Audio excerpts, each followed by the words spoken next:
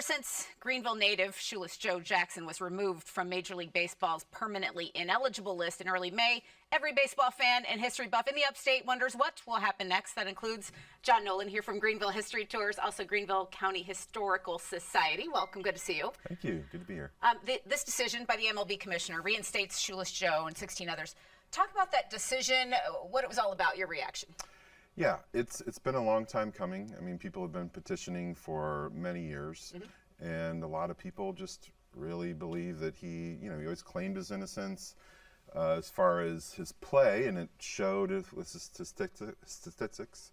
Yeah, it's time and to get him to get his due in this Hall of Fame. Absolutely. So you have, and you've got some pictures we've been putting up, and there's so much to look at here, but you also have an envelope that you've been hanging on to. You've got a copy of it right here, but tell me the history of this envelope. Yeah, so I collect Greenville artifacts, as you know, and there's things that I never thought I would get, and this came up for auction last year, and it's a letter sent to him. So he didn't send it, but it was sent to him, and this envelope has his name on it, and it was to his house that's now the museum. Yeah, that address So is he right would there. have opened this letter, and it's asking if he would be in Old Timers game. That is so cool. So there's the front of the letter, and then inside we've got the invitation, and this is an invitation that starts, "Hey, old timer." What's the Right, what's it exactly. Yeah. So it's just asking if he would come. They're saying you don't have to play, you don't have to give a speech, just be there. Yeah. But he was just a few months away from passing away, so his health wasn't great, so he didn't end up going. One of his final invitations, no doubt, to a field in Piedmont. Yep.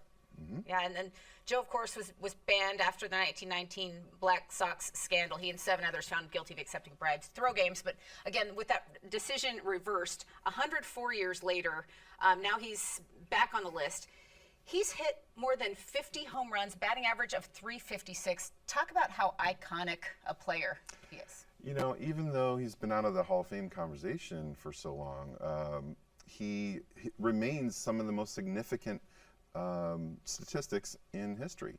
With that lifetime batting average, I think it's the 4th highest ever nowadays, but he still has the highest rookie batting average at .408. I mean, somebody like that has to be in the Hall of Fame and be recognized. Yep, it's awesome. And, talking about some of the artifacts you had, you sent in some pictures of Joe standing in downtown Greenville with some friends, Yeah. How do you acquire those things? What kinds of pictures have you come across?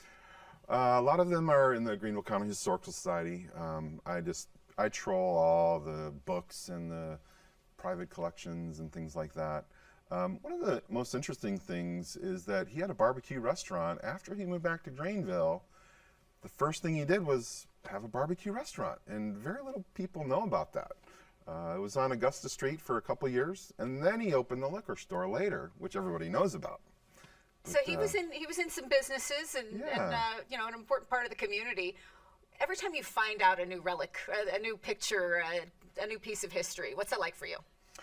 It's a thrill, especially when, by now I've seen thousands and thousands of photos. So when I see something that I've never seen, it's like Christmas.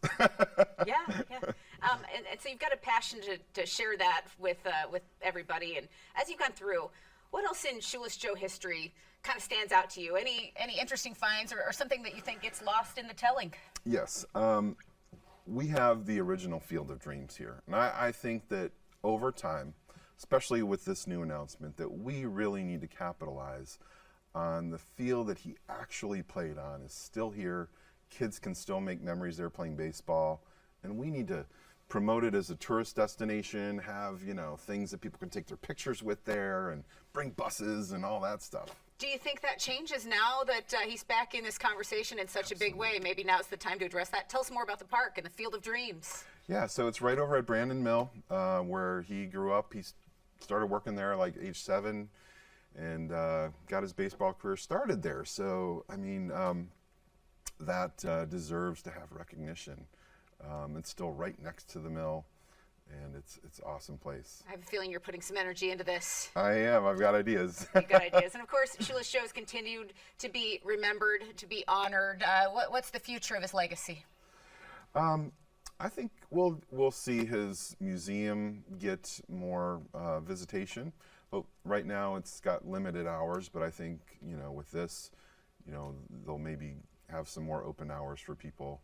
And I think maybe if there was hesitation before, people can now kind of openly show their appreciation and admiration for him. Yeah, and there's just reason to keep these conversations going. You of course talk a lot about Shoeless Joe in your tours. Of course, Greenville County Historical Society events. What do you have coming up that we should know about? So this is my 15th year of doing food tours coming up, and so in preparation for that, this summer I'm going to work on some custom one-off tours of special themes that I haven't had before. Very good. Well, I hope you'll give us a heads up about that. We can talk about it here. John, thank you so much. We appreciate it. You're welcome. You can find a link to Greenville History Tours under the As Seen On section of AccessCarolina.com.